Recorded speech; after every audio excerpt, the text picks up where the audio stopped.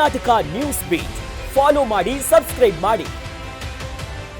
ಶಾಸಕರಾಗಿರ್ತಕ್ಕಂಥ ಶ್ರೀನಿವಾಸ್ ಮಾನೆ ಅವರು ಇದ್ದಾರೆ, ಅವ್ರನ್ನ ಮಾತಾಡಿಸ್ತಾ ಇರ್ತೀನಿ.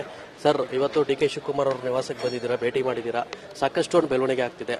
ಏನಾಗ್ತಿದೆ ಸರ್? ಇವತ್ತು ಶಾಸಕಾಂಗ ಸಭೆ ಕೂಡ ಇದೆ, ಎಲ್ಲರೂ ಕೂಡ ಏನೋ ಗುಡ್ ನ್ಯೂಸ್ ಸಿಗುತ್ತಾ ಸಚಿವಾಕಾಂಕ್ಷಿಗಳಿಗೆ? ಏನು ಅಲ್ಲ, ಈಗ ನಾವು ಡಿ.ಕೆ. ಶಿವಕುಮಾರ್ ಸಾಹೇಬ್ರನ್ನ ಭೇಟಿಯಾಗಿ ಶುಭಾಶಯನ ಕೋರಿದ್ದೀವಿ.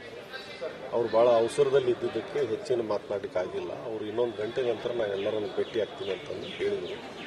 ಇವತ್ತು ಸಾಯಂಕಾಲ ಶಾಸಕಾಂಗ ಪಕ್ಷದ ಸಭೆ ಇದೆ, ಅಲ್ಲಿ ಅಧಿಕೃತವಾಗಿ ನಮ್ಮ ಶಾಸಕಾಂಗ ಪಕ್ಷದ ನಾಯಕರಾಗಿ ಅವರು ಆಯ್ಕೆ ಆಗ್ತಾರೆ ಅಂತಕ್ಕಂಥ ವಿಶ್ವಾಸ ನಾನು ಇಟ್ಕೊಂಡಿದ್ದೀನಿ.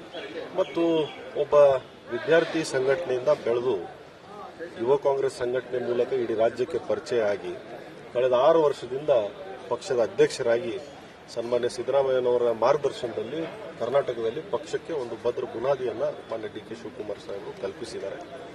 ಅಂತ ಒಬ್ಬ ಜನರ ಕಾರ್ಯಕರ್ತ ಇವತ್ತು ರಾಜ್ಯದ ಮುಖ್ಯಮಂತ್ರಿ ಆಗ್ತಕ್ಕಂಥದ್ದು ಪ್ರತಿಯೊಬ್ಬ ಕಾರ್ಯಕರ್ತನಿಗೆ ಖುಷಿ ತರ್ತಕ್ಕಂಥ ವಿಚಾರ.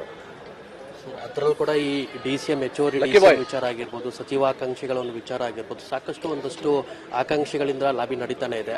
ಎಲ್ಲರೂ ವಿಶ್ವಾಸಕ್ಕೆ ತೆಗೆದುಕೊಂಡು ಹೋಗುವಂತ ಒಂದು ಚಾಲೆಂಜ್ ಡಿ.ಕೆ. ಶಿವಕುಮಾರ್ ಅವ್ರಿಗಿದೆ. ಯಾಕಂತಂದ್ರೆ ಅವರು ಕೂಡ ಮೊದಲ ಬಾರಿಗೆ ಮುಖ್ಯಮಂತ್ರಿ ಆಗ್ತಿರುವಂತದ್ದು.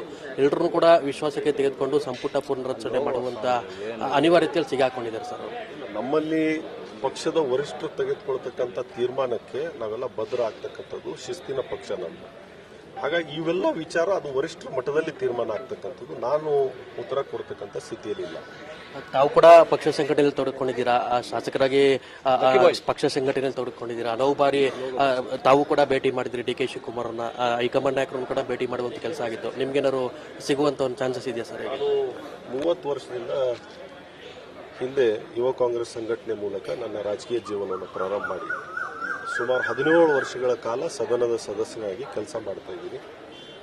ನಮ್ಮ ಜಿಲ್ಲೆಯಲ್ಲಿ 6 ಜನ ಇವತ್ತು ಕಾಂಗ್ರೆಸ್ಸಿನ ಶಾಸಕರು ಇರುವುದರಿಂದ ಮತ್ತು 3 ವರ್ಷಗಳ ಕಾಲ ನಮಗೆ ಸಂಪುಟದಲ್ಲಿ ಅವಕಾಶ ಇಲ್ಲದೆ ಇರುವುದರಿಂದ ನಮಗೆ ಜಿಲ್ಲೆಯಲ್ಲಿ ಪ್ರಾತಿನಿಧ್ಯ ಕೊಡಬೇಕಂತಕ್ಕಂಥ ಒತ್ತಡ ನಾವೆಲ್ಲ ಶಾಸಕರು ಹಾಕ್ತಾ ಇದ್ದೀವಿ. ನಾನು ಕೂಡ ನನಗೊಂದು ಅವಕಾಶ ಕೊಡಿ ಅಂತ ಮನವಿಯನ್ನು ಸಲ್ಲಿಸಿದ್ದೀನಿ. ಆಶಾದಾಯಕವಾಗಿದ್ದೀನಿ. ಪಕ್ಷ ತೆಗೆದುಕೊಳ್ತಕ್ಕಂಥ ತೀರ್ಮಾನಕ್ಕೆ ಬದಲಾಗಿದೆ. ಗುಡ್ ನ್ಯೂಸ್ ಸಿಗುತ್ತಾ ಸರ್ ಸಾಯಂಕಾಲ? ನಾನು ಸಾಯಂಕಾಲ ಸಿಗ್ಲಿಕ್ಕಿಲ್ಲ, ಆದರೆ ಆದಷ್ಟು ಬೇಗ ಸಿಗಬಹುದು ಅಂತ ಆಶಾದ ಭಾವನೆ ಇತ್ತು.